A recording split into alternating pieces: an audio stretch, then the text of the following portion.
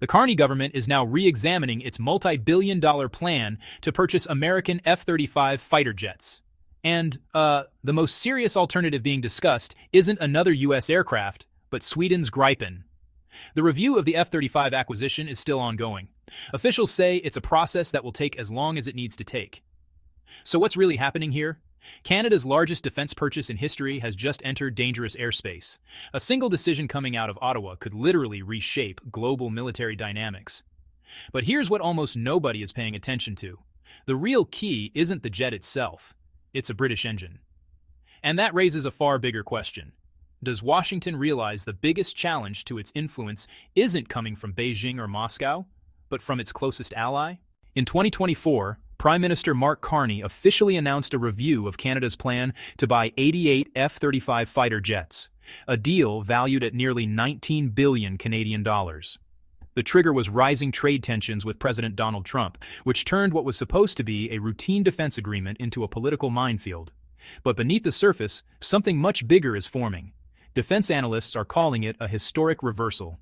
Suddenly, the Saab Gripen, a Swedish fighter jet most people have never even heard of, emerges as a serious alternative. And when Rolls-Royce enters the picture, everything changes. Before we go deeper, tap the like button so YouTube knows this kind of analysis matters. It genuinely helps the channel grow. The original F-35 contract was announced at 19 billion Canadian dollars for 88 aircraft. On the surface, that sounds reasonable for a modern air force. But defense analysts quickly noticed what most people missed. The real cost is exploding. Independent budget assessments estimate total expenses could surge beyond $28 billion once maintenance, software updates, and full lifecycle operations are included, which leads to the uncomfortable question. Is Canada walking into a contract trap?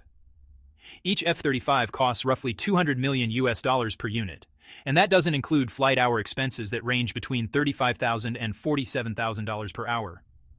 Open-source data from defense research institutions shows the F-35's combat readiness rate sits between just 30 and 50%. That means out of 88 jets, only about 26 to 44 would actually be mission-ready at any given time. This is where the Gripen presents a completely different picture. The Gripen E's cost per flight hour is estimated at around $8,000. Its combat readiness rate? Roughly 80%. Analysts calculate that if Canada chose the Gripen, annual operating costs could drop to nearly one-third of what the F-35 requires. But cost is only the beginning. Saab has proposed something Lockheed Martin never fully committed to: technology transfer and aircraft assembly inside Canada itself. Bombardier, Canada's historic aerospace company, has been mentioned as a potential industrial partner. Observers say this isn't just about buying fighter jets. It's a chance to revive Canada's aerospace sector. And that brings back powerful memories of the Avro Aero, the legendary Canadian fighter jet canceled in 1959, widely believed to have been scrapped under pressure from Washington. The question now is simple but profound. Does Canada finally get a second chance to change its own history? Of course, nothing in global defense is ever simple. When reports about Canada considering the Gripen began to surface, Washington reacted quickly and aggressively.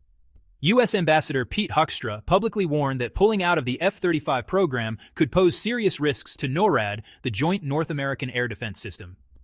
Policy experts say this wasn't just a technical warning. It was a political signal about interoperability between allies. They also cautioned that trade pressure could escalate. The United States remains Canada's largest export destination. Choosing a non-American defense path could carry unpredictable economic consequences. So the real question becomes, does Canada have the political will to choose independence?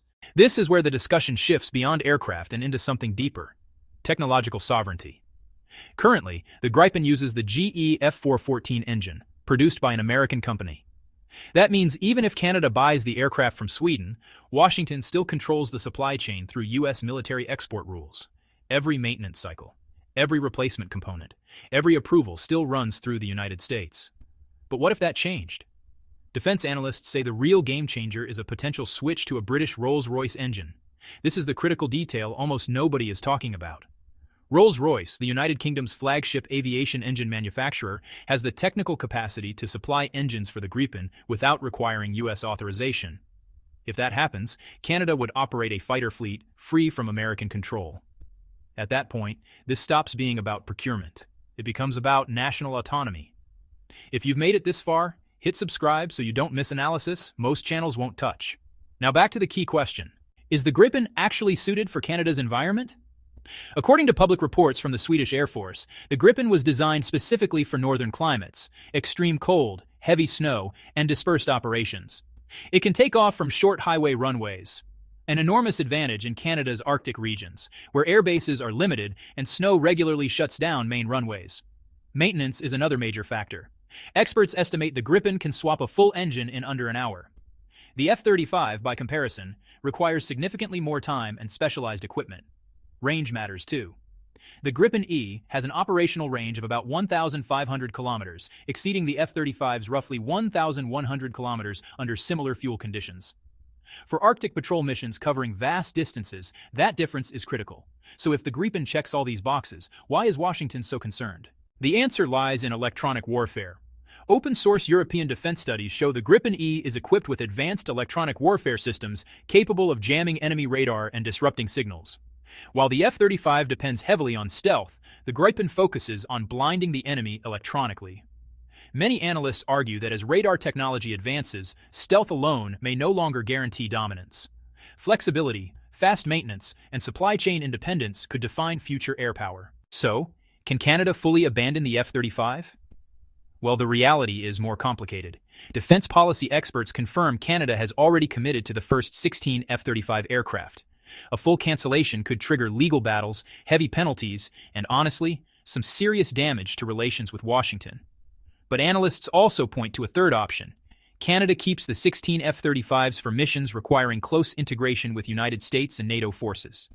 At the same time, it builds a domestically assembled Gripen fleet, potentially with Rolls-Royce engines, for Arctic patrol and national defense. This mixed fleet strategy isn't unusual. Sweden, Finland, and several European countries already operate multiple fighter platforms from different suppliers.